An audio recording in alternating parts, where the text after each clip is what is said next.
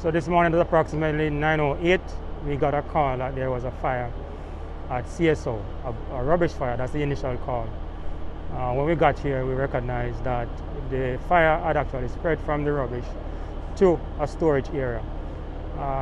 Sparks emitting from the burning would have traveled through a vent and would have landed in the storage area where, as was explained by Mr. Allen, we have whole meals being stored, and that would have caught on fire. The good news in all of that is that the fire has been contained and is confined to that general area. There's no threat to the building itself.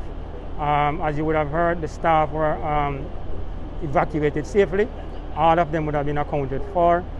And of course, operation, as indicated, would be closed for the day. We believe that within another couple of hours, we should be able to wrap up our operations here. We're going to be assisting Postmaster General and his team with ventilation to ensure that operation could be resumed tomorrow.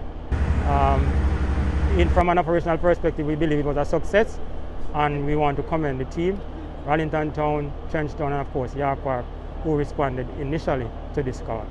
The problem that we are experiencing now, our challenge, is that there is smoke emitting from the burning, and given that it is paper that is stockpile, we're going to have a bit of challenge in terms of turning over and ensuring that we get to the seat of the fire to be able to put it out once and for all. But you will still have some remnants of smoke emitting from the building even 2 hours from now.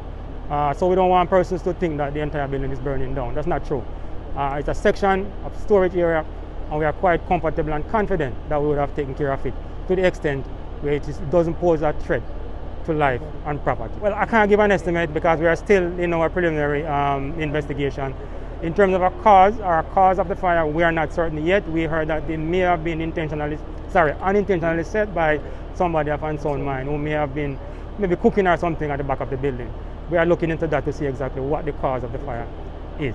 As we go around and we talk to staff and we're trying to figure out how they're doing and if anyone is having any issues, we were told that a third-party operator that rents this building did have some staff that were affected. We're told they were fainting and that several of them had to go to hospital for that. And so in terms of anyone who's been affected, it's one from Jamaica Post, as we had said, that had an asthma attack, and then there are some others that have had some effects from the fire that are with that third party that rents a part of the building. And of course, that's always unfortunate. Anyone that is affected by this fire, we're really very devastated that would have happened, but we're very grateful that there were no fatalities and that the fire was contained really quickly through the work of the Jamaica Post team, especially their facilities team that worked so quickly, and also the quick response from Jamaica Fire Brigade.